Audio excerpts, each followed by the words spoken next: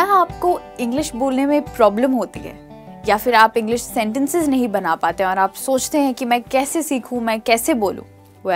अगर आपके साथ ऐसी कोई प्रॉब्लम है तो परेशान मत होइए, आपने बिल्कुल सही वीडियो पर क्लिक किया है।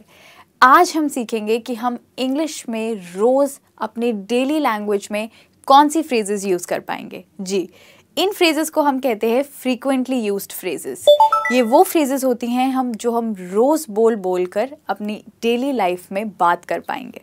ओके, और अगर आप इस वीडियो का एक और पार्ट देखना चाहते हैं तो उसका लिंक आपको डिस्क्रिप्शन में मिल जाएगा, जहाँ पर मैंने सिखाई हैं कुछ और फ्रीक्वेंटली यूज्ड फ्रेजेस। तो आइए शुरुआत करते हैं। मेरा नाम है मिशेल और आप मुझे देख रहे हैं लर्नएक्स पर। तो सबसे पहला फ्रेज है हमारे पास आज का, व्हाट्सअप। ऑफ कोर्स आपके फ़ोन में ऐप तो आपने डाउनलोड करी ही होगी व्हाट्सएप की। व्हाट्सएप का जो नाम है वो इसी फ्रेज से आया है। इस फ्रेज का मतलब होता है क्या हाल चाल है। जी, इसमें हम ऊपर वाला अप नहीं बात कर रहे हैं, पर हम बात कर रहे हैं किसी के हाल की कि वो कैसे हैं। सो व्हाट्सअप एक तरीका है हाउ आर यू कहने का।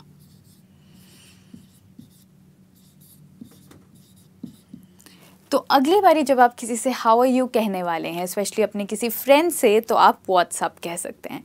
पर याद रखिएगा, इस फ्रेज़ को आप अपने बॉस के साथ यूज़ नहीं कर सकते हैं, क्योंकि वहाँ पे आपको बहुत फॉर्मली बात करनी होती है। तो व्हाट्सअप का मतलब होता है हाउ आर यू। अब व्हाट्सअप का ज़्यादातर लोग जवाब देते हैं नथिंग स्पेशल, मतलब कुछ खास नहीं हो रहा है।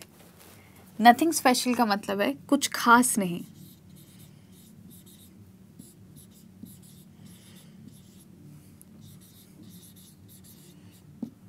ओके, और नथिंग स्पेशल की तरह ही हमारे पास एक और फ्रेज़ है जो कि है नथिंग एल्स, मतलब कुछ और नहीं।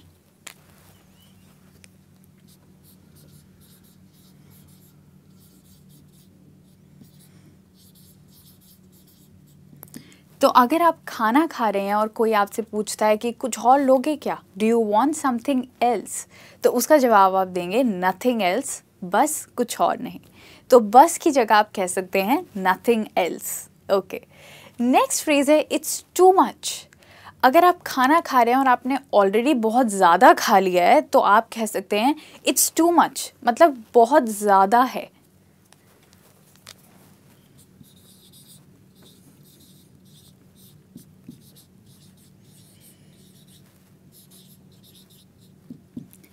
इसी फ्रेज से आप एक सेंटेंस भी बना सकते हैं। अगर आजकल आप बहुत काम कर रहे हैं तो आप कह सकते हैं इट्स टू मच वर्क, मतलब मैं बहुत ज़्यादा काम कर रहा हूँ। Okay, the next one is not a bit. Not a bit का मतलब होता है बिल्कुल भी नहीं।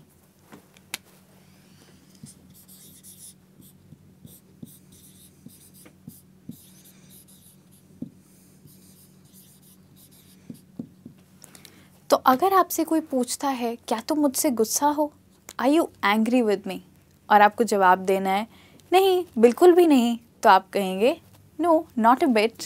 ओके, बिट का मतलब होता है थोड़ा। All right, the next one is pack up. Pack up का मतलब होता है समेटना। जी, जैसे हम अपने सामान पैक कर लेते हैं, इसी तरीके से हम समेटते हैं, तो उसको हम कहते हैं पैकअप, समेटना या बंद करना।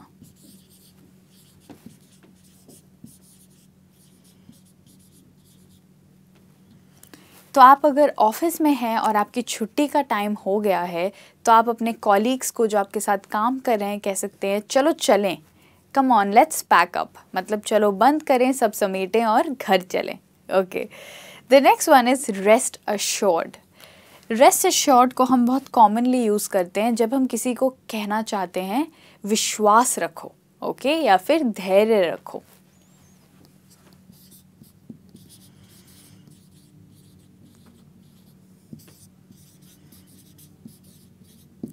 आप कह सकते हैं विश्वास रखो, मैं तुम्हारा काम कर दूंगा। Be rest assured I will do your work. तो रेस्ट अश्योर्ड के साथ आप शुरू में बी भी लगा सकते हैं, मतलब कि विश्वास रखो और चिंता मत करो। Okay, the next one is take it easy. Take it easy का मतलब होता है आराम से लो।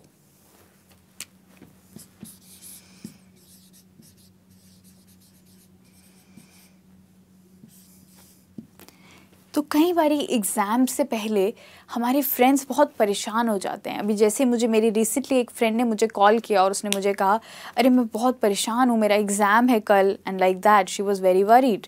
तो मैंने उससे बोला, अरे कोई बात नहीं, चिंता मत करो, आराम से लो, don't worry, take it easy, okay, या फिर take your exams easily, okay. तो इस तरीके से आप इस फ्रेज़ को यूज़ करेंगे, take it easy. The next one is here you go. अब अगर कोई आपसे गाड़ी की चाबी मांगता है तो आप क्या कहते हैं, ये लो, राइट? तो ये लो को ही अगर आपको इंग्लिश में कहना है, आप कहेंगे here you go. Here you go मतलब ये लो, okay. The next one is thanks for the favour. Favour का मतलब होता है मदद।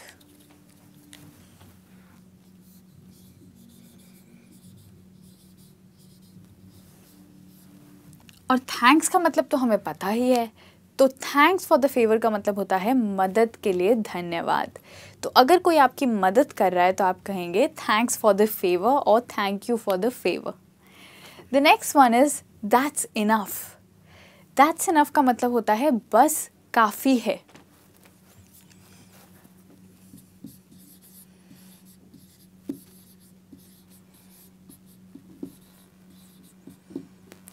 अगर आप काम पर हैं और आप थक गए हैं, तो आप बिल्कुल काम नहीं कर पा रहे हैं, और तो आप कहेंगे बस आज के लिए काफ़ी है, that's enough for the day, मतलब आज के लिए काफ़ी है, okay.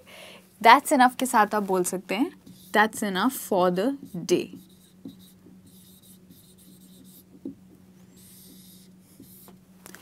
The next one is क्यों नहीं। कहते हैं ना आप ये हिंदी में, क्यों नहीं, अरे हाँ ज़रूर, क्यों नहीं। इसी को हम इंग्लिश में कहते हैं व्हाई नॉट।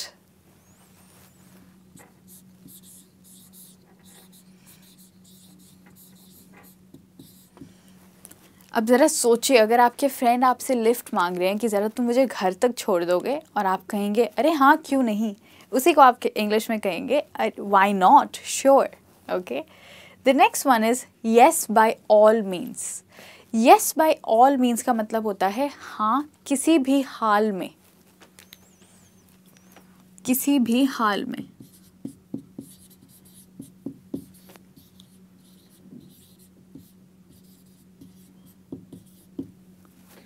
तो अगर कोई आपसे पूछता है क्या तुम कल काम पर आओगे, will you come to work tomorrow, आप कहोगे हाँ किसी भी हाल में, कल मेरी बहुत इंपॉर्टेंट मीटिंग है।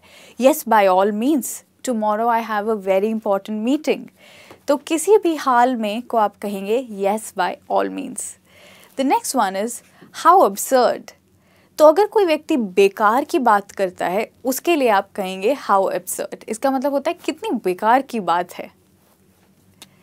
इस वर्ड को आप प्रोनाउंस करेंगे अब्सर्ड। जी, इसको मेरे बाद बोलिए, अब्सर्ड, बेकार की बात।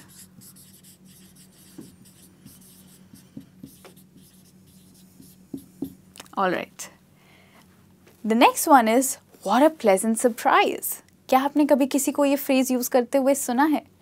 तो अगर कोई आपको आश्चर्यचकित कर रहा है या फिर कोई अचानक से आपसे मिलने आ जाए, तो आप उन्हें देखते ही क्या कहेंगे, अरे तुम यहाँ कैसे।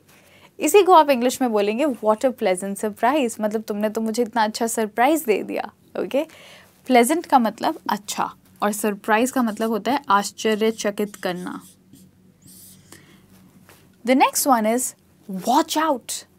वॉच आउट का मतलब होता है ध्यान रखो, ध्यान से चलो, देखो तुम्हें कोई चीज़ लग ना जाए।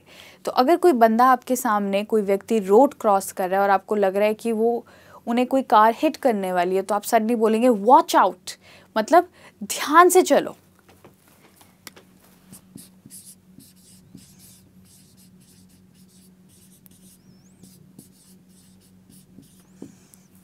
Right, and the last one is listen up.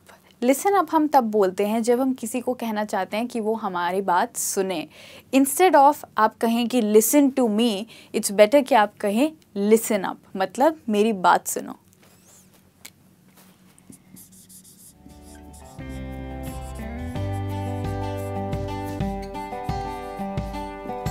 Well, thank you for listening to me. मेरी बात सुनने के लिए आपका धन्यवाद। थैंक यू सो मच कि आपने मेरे साथ ये पूरा लेसन देखा। और आज आपने सीखी हैं डिफरेंट फ्रेजेस जिन्हें आप रोज अपनी इंग्लिश में यूज करके फ्रीक्वेंटली और फ्लुएंटली बात कर पाएंगे। So thank you so much. मैं आपको जल्द ही मिलूंगी एक और लेसन के साथ। तब तक अपना ख्याल रखिए। Bye bye.